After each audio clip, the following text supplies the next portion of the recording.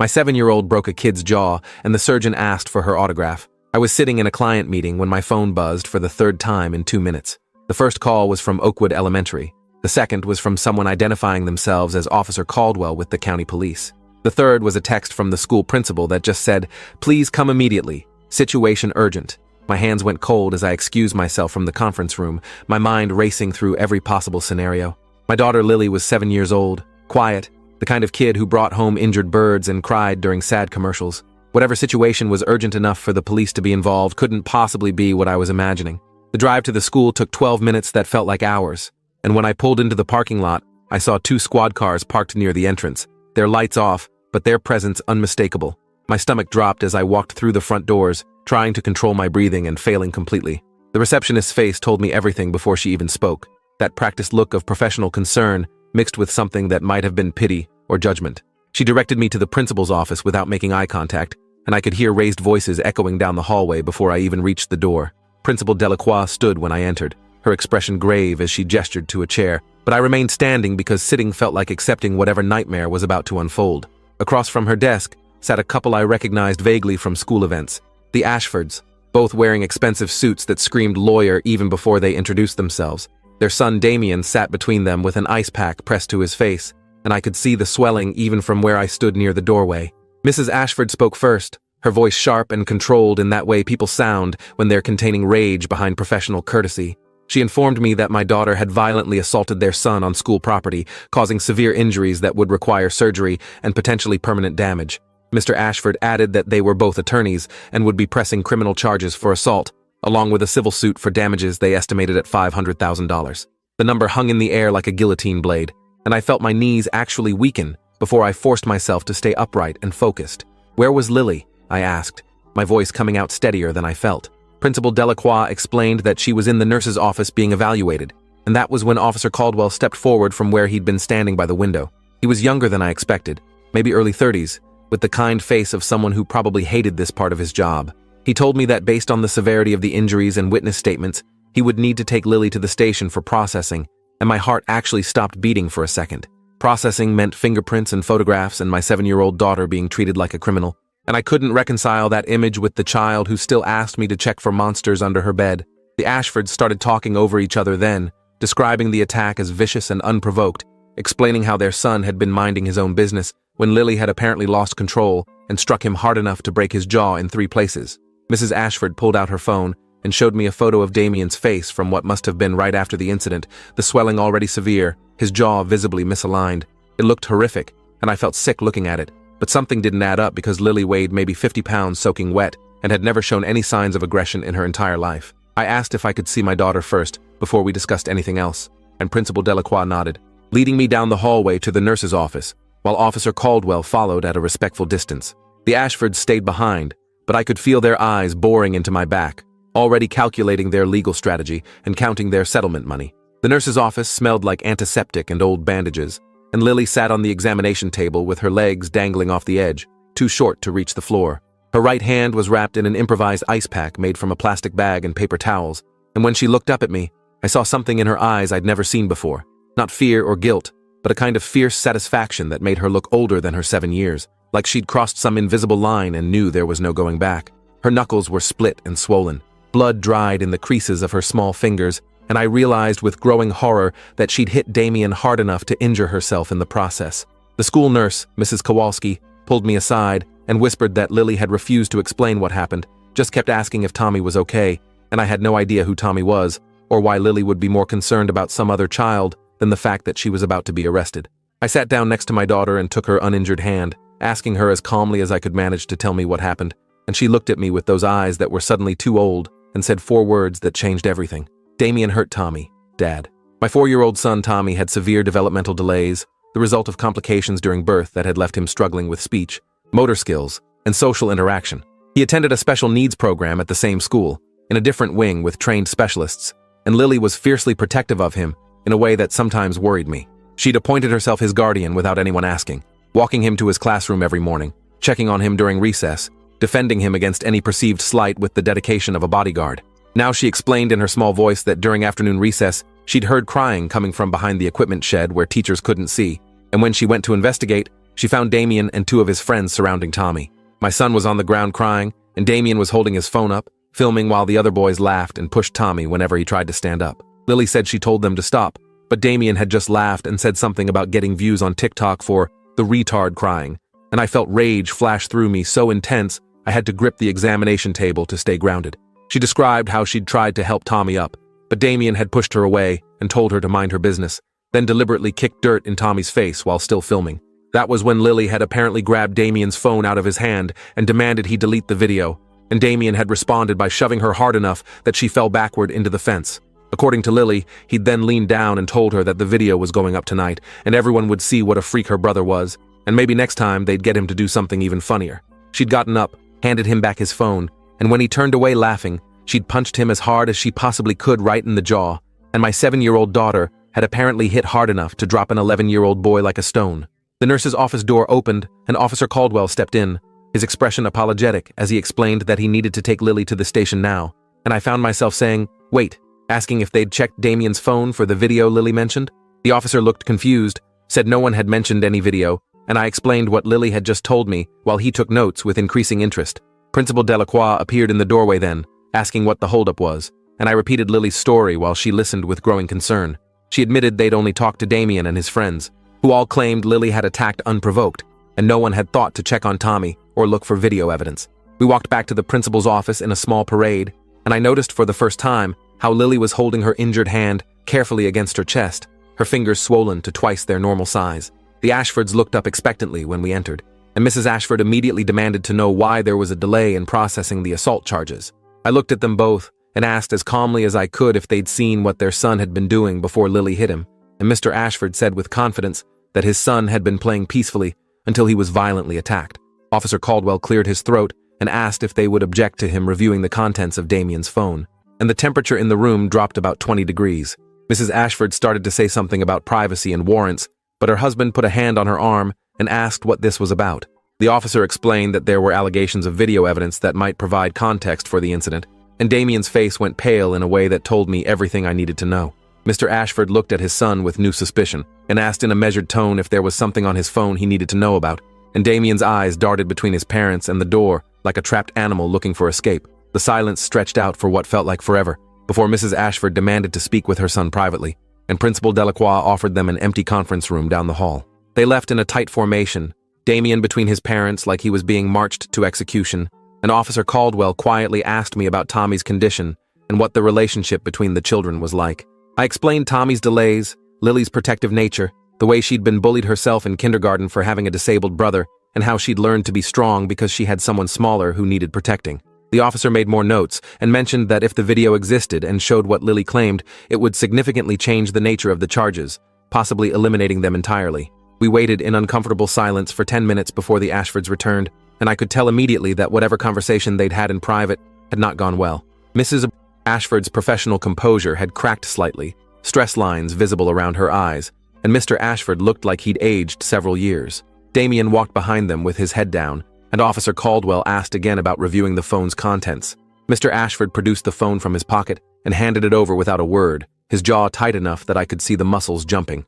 Officer Caldwell scrolled through it for less than a minute before his expression darkened, and he turned the screen toward Principal Delacroix without comment.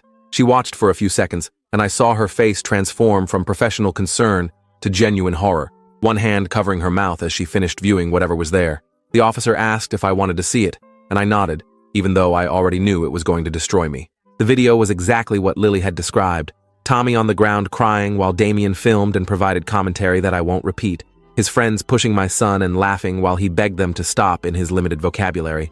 The video was 2 minutes and 37 seconds long, and by the end, I was shaking so hard I had to sit down. Damien had zoomed in on Tommy's face while he cried, had added text overlays mocking his speech, had even included a caption about going viral with "this retard's meltdown," and the casual cruelty of it was breathtaking. Officer Caldwell turned to the Ashfords and asked in a carefully neutral tone if they were aware their son had been recording and bullying a special needs child, and the silence that followed was deafening.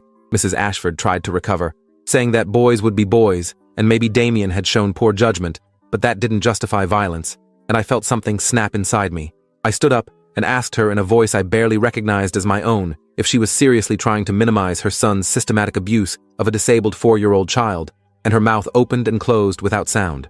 Mr. Ashford had the grace to look ashamed, staring at his son like he was seeing him for the first time, and I pressed my advantage by pointing out that the video showed clear evidence of assault and harassment of a minor. Officer Caldwell added that depending on how the district attorney viewed it, there could be charges related to disability harassment and creating harmful content involving a minor, and suddenly the Ashfords were the ones looking worried. Principal Delacroix found her voice and said she would be recommending Damien's immediate expulsion pending a full investigation, and Mrs. Ashford started to protest before her husband cut her off with a sharp gesture. The power dynamic in the room had shifted completely, and I could see them calculating the damage to their own reputations and careers if this became public. Officer Caldwell asked if I wanted to press charges against Damien for the assault on Tommy, and I looked at my daughter sitting there with her broken hand and fierce eyes and said yes, absolutely. The Ashfords began talking over each other then, Mr. Ashford suggesting we could handle this privately without involving the legal system, Mrs. Ashford offering to pay for any medical expenses and therapy Tommy might need. I listened to them negotiate against themselves for a full minute before I interrupted and said the only thing I wanted was for them to drop all charges and claims against Lily and for Damien to be held accountable for what he'd done to Tommy. Mrs. Ashford looked like she wanted to argue, but her husband was already nodding, seeing the writing on the wall that any lawsuit would expose their son's behavior to public scrutiny. Principal Delacroix said she would be contacting the district's legal team about the incident and recommended both families seek counseling for their children to process the trauma. The Ashfords gathered their things quickly, Damien still silent and pale, and left without another word, their exit lacking the righteous anger they'd arrived with. Officer Caldwell stayed behind to take formal statements, explaining that the video evidence meant Lily was unlikely to face any charges, and that the district attorney would review everything to determine if action against Damien was warranted. I asked if I could take Lily to have her hand looked at, and the officer nodded, handing me a card and asking me to bring her by the station the next day to finish the paperwork. We drove to the hospital in silence, Lily cradling her injured hand, and I kept glancing at her in the rearview mirror trying to reconcile this fierce defender with the gentle child who'd cried over a dead butterfly last week. The emergency room was crowded, but they triaged us quickly, once I mentioned the injury was from a fight at school, and we were taken back to an examination room where a nurse took vitals while we waited for the doctor. Lily sat on the bed swinging her legs, and I asked her if she was scared about what happened, and she looked at me with those two old eyes and said she'd do it again if she had to. The door opened, and a surgeon walked in, Dr. Isaiah Cartwright according to his badge. A tall man in his 50s with gray at his temples and the confident bearing of someone who'd seen everything. He introduced himself and gently examined Lily's hand, asking her to make a fist and wiggle her fingers while he palpated the bones. His expression grew more serious as he worked, and he ordered x-rays right away, explaining that he suspected fractures in multiple bones based on the swelling pattern. We waited 20 minutes for the imaging to be done and processed, and when Dr. Cartwright returned, he was carrying a tablet with the x-rays displayed. He showed me how Lily had fractured 3 metacarpal bones, the long bones in her hand, along with a hairline crack in her wrist that would need immobilization. The fractures were consistent with high-impact trauma, he explained, and asked what she'd hit with enough force to cause this kind of damage. I explained the situation briefly, and his expression changed from clinical concern to something more complex. He asked Lily directly if she'd punched someone, and when she nodded, he asked her to describe exactly how she'd done it, what position her hand had been in, and where she'd aimed. Lily demonstrated with her good hand, showing a straight punch aimed upward, and Dr. Cartwright's eyebrows went up. He pulled up a different image on his tablet, and I realized with shock that it was a CT scan of someone's skull, specifically the jaw area. The doctor explained that this was Damien's scan from earlier that afternoon, sent over by the oral surgeon who'd consulted on his case, and he pointed to the fracture pattern with something that might have been admiration in his voice. Dr. Cartwright explained that Damien's jaw was broken in 3 places, but not randomly. The fractures were precisely located at the weakest points of the mandible, where maximum damage could be achieved with minimum force. He asked Lily if anyone had taught her how to punch, and she shook her head, explaining she'd just aimed for where she thought it would hurt most. The surgeon looked at me and said something that made my head spin, that the punch Lily had thrown showed an intuitive understanding of anatomy that he'd rarely seen, even in trained fighters. He pulled up an anatomy diagram on his tablet and showed me how the angle of impact had translated force through the jaw's natural stress points, causing a catastrophic failure of the bone structure with a single strike. For a 7-year-old to accomplish this either by accident or instinct was remarkable, he said, and I wasn't sure if I should be proud or horrified. He asked if he could take a photograph of Lily's x-rays for a presentation he was preparing on pediatric trauma patterns, and I found myself agreeing in a daze. Dr. Cartwright carefully set Lily's hand in a splint and explained the healing process, prescribing pain medication and scheduling a follow-up appointment for 2 weeks out. As we were preparing to leave, he asked Lily one more question, why she'd chosen to punch instead of getting help from a teacher. She looked at him seriously and explained that the teachers were all inside, and by the time she found one, Damien might have hurt Tommy worse or posted the video. Dr. Cartwright nodded slowly and said that split-second decision-making under pressure was something they tried to teach medical students but rarely succeeded, and Lily had demonstrated it at 7 years old.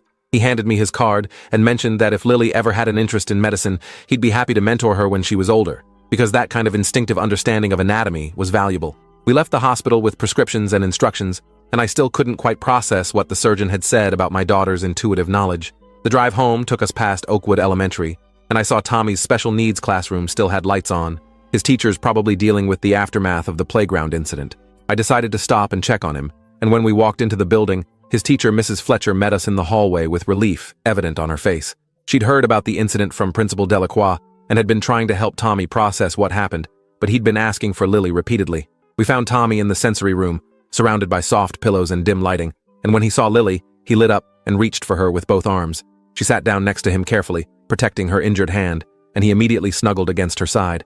Mrs. Fletcher explained that Tommy had told them about the boys being mean, about Lily making them stop, and he'd been worried that Lily was in trouble for helping him. I watched my daughter hug her little brother with her good arm and promise him the bad boys wouldn't bother him anymore, and he relaxed visibly against her. Mrs. Fletcher pulled me aside and mentioned that Tommy's regular teachers had failed him by not having better supervision, and the administration was implementing new protocols for recess monitoring.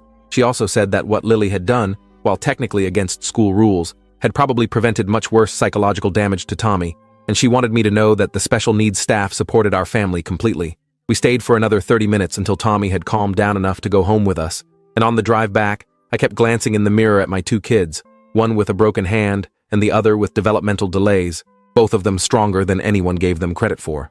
That night, after I'd given both kids dinner and gotten Tommy settled in bed with his weighted blanket, I sat down with Lily to talk about what had happened.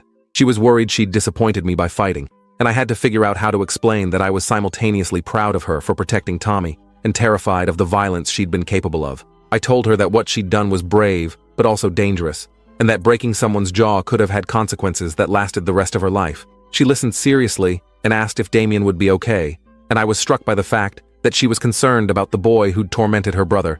I explained that his jaw would heal, but what he'd done to Tommy might take longer to recover from emotionally. Lily asked if she was going to jail, and I pulled her into a hug and promised that no one was taking her anywhere, that Officer Caldwell had said she was defending her brother, and that made all the difference. She cried then, finally, the adrenaline and shock wearing off to leave behind a scared 7-year-old who'd done something that terrified her in retrospect. I held her until she fell asleep on the couch, then carried her to bed and sat watching her breathe for a long time, trying to understand how this small person had found the courage to do what she'd done. The next morning, we drove to the police station to complete Officer Caldwell's paperwork, and he met us in a family-friendly interview room with soft chairs and toys in the corner. He asked Lily to tell her story one more time on the record, and she went through it calmly, her voice steady as she described finding Tommy being bullied and making the split-second choice to act. Officer Caldwell's expression was kind as he listened, and when she finished, he told her that protecting family was one of the most important things a person could do and that she'd been very brave. He explained that because Damien had been actively hurting Tommy and filming it, Lily's actions would be classified as defense of another, which was legally justified under the circumstances. He also mentioned that the district attorney had reviewed the video evidence and decided to pursue charges against Damien for assault and harassment of a disabled minor, which could result in juvenile court intervention. Officer Caldwell asked if we'd consider allowing Lily to give a victim impact statement when the case went to court, and I looked at my daughter, letting her make the choice. She thought about it for a long moment before nodding, saying she wanted the judge to know what Damien had done to Tommy and why she'd stopped him. We left the station with assurances that no charges would be filed against Lily, and I took her for ice cream on the way home because she'd handled an impossible situation with more grace than most adults could manage. She ordered mint chocolate chip and swung her legs under the table while she ate, the splint on her hand making the simple act awkward, but not impossible. I asked her if she understood why what she'd done was complicated, right, but also dangerous, and she nodded, saying she'd been scared, but more scared of what would happen to Tommy if she didn't act. That kind of moral clarity was startling in a 7-year-old, and I realized I'd underestimated my daughter's capacity for courage. My phone rang then, an unknown number that turned out to be Mr. Ashford calling from his personal cell. He asked if we could meet to discuss the situation, and I almost refused before curiosity got the better of me. We agreed to meet at a coffee shop near the school the next morning, neutral territory where we could talk without lawyers or administrators listening in. I spent that evening wondering what he could possibly want to say that hadn't already been covered, and whether this was some kind of legal trap I was walking into without realizing. The coffee shop was busy with the morning rush when I arrived, and Mr. Ashford was already there, sitting at a corner table with 2 cups in front of him. He stood when he saw me. His professional attorney demeanor cracked to show genuine exhaustion underneath. He pushed one of the cups toward me and said simply that he was sorry, and I sat down, waiting for the other shoe to drop. He explained that he and his wife had been called to the school twice before this year for incidents involving Damien bullying other students, but they dismissed it as normal kid conflict and hadn't taken it seriously. Seeing the video of what their son had done to Tommy had forced them to confront the reality that they'd raised a child capable of deliberate cruelty, and they were struggling with that knowledge. Mr. Ashford said they'd decided to enroll Damien in intensive therapy and remove him from public school entirely, sending him to a program that specialized in behavioral intervention for troubled youth. He pulled an envelope from his jacket and slid it across the table, explaining that it contained a check to cover Tommy's therapy costs for the next 2 years, along with a formal apology letter and a promise to drop any consideration of legal action permanently. I opened the envelope and saw a check for $50,000, along with a handwritten letter from Mrs. Ashford expressing genuine remorse for their son's actions and their own failure as parents. Mr. Ashford said they weren't trying to buy forgiveness, but they wanted to at least try to make amends for the harm Damien had caused. He asked how Lily's hand was healing, and when I explained the fractures, he winced and said their oral surgeon had told them the same thing Dr. Cartwright had mentioned, that the punch showed remarkable precision for a child. Mr. Ashford looked at me with something that might have been respect and said that Lily had more courage in her 7 years than he'd shown in 43, and that he hoped Tommy recovered quickly from the psychological trauma. We talked for another 20 minutes about our kids, about the impossible job of raising them right, about the ways parents could fail without meaning to. When we parted ways, I actually felt something like sympathy for him, watching his son's true nature revealed and having to deal with the consequences. I drove home and showed my wife the check and the letter, and we sat together deciding what to do with it, ultimately agreeing to put it in a trust for Tommy's future care and therapy needs. 2 weeks later, we returned to the hospital for Lily's follow-up appointment, and Dr. Cartwright examined her hand with satisfaction, noting that the bones were healing well and she'd regained full function within 6 weeks. He asked how she was doing emotionally, and Lily explained that she'd been seeing a child therapist to talk about the incident and her feelings about hurting someone. Dr. Cartwright nodded approvingly and said that processing violence, even justified violence, was important for healthy development. He asked if he could show her something and pulled up his tablet to display a presentation he'd given at a medical conference the previous week. One of the slides showed Lily's x-rays alongside Damien's CT scan, with annotations explaining the biomechanics of her punch and the resulting trauma pattern. Dr. Bada Cartwright explained that he'd used the case to teach emergency medicine residents about defensive injuries and the ethics of treating children involved in violence. He'd presented it anonymously, of course, but the medical community was fascinated by the precision of the injury relative to the age of the person who'd caused it. He looked at Lily seriously and said that if she ever decided to pursue medicine, she should remember that understanding how to cause harm was the first step in learning how to heal, and that her instinctive grasp of anatomy could save lives instead of breaking jaws. Lily asked if she could have a copy of the x-ray, and Dr. Cartwright laughed and printed one out for her, signing it at the bottom like an autograph. She folded it carefully and put it in her pocket, and I realized my daughter was keeping it as a reminder of what she was capable of when people she loved needed protecting. We left the hospital with a clean bill of health and a prescription for 6 more weeks of wearing the splint during strenuous activities, and as we walked to the car, I asked Lily if she regretted what she'd done. She thought about it seriously before shaking her head and saying she wished she'd been able to stop Damien without hurting him, but given the choice again, she'd make the same decision to protect Tommy. That kind of moral certainty was both inspiring and terrifying in a child, and I knew I'd spend the rest of her childhood trying to help her channel that protective instinct into something constructive rather than destructive. We drove past Oakwood Elementary on the way home, and I saw Tommy's class outside for recess, supervised by 3 teachers instead of the usual one, the new safety protocols already in effect. That evening, Officer Caldwell called to let us know that Damien's case had been processed through juvenile court, and he'd been sentenced to a year of court-supervised therapy and probation, along with community service at a special needs facility where he'd learned to understand the population he'd victimized. The judge had apparently been particularly harsh after viewing the video evidence, calling Damien's behavior a calculated act of cruelty that warranted serious intervention. Officer Caldwell also mentioned that 2 other families had come forward with complaints about Damien bullying their special needs children, and the school was conducting a full investigation into how his pattern of behavior had gone unchecked for so long. The district had implemented new training for all staff on recognizing and responding to disability harassment, and Principal Delacroix had personally apologized to our family for the supervision failures that allowed the incident to occur. I thanked Officer Caldwell for his help and hung up, feeling like maybe something good had come from the nightmare. Systemic changes that would protect other vulnerable kids from falling through the cracks. Lily was doing her homework at the kitchen table, writing carefully with her splinted hand, and Tommy was playing with blocks nearby, occasionally looking up to make sure his sister was still there watching over him. 3 months after the incident, I got a call from Dr. R. Cartwright's office asking if Lily would be interested in participating in a youth mentorship program he was starting at the hospital. The program would pair interested children with medical professionals to learn about healthcare careers, and he specifically wanted Lily involved because of the aptitude she'd demonstrated.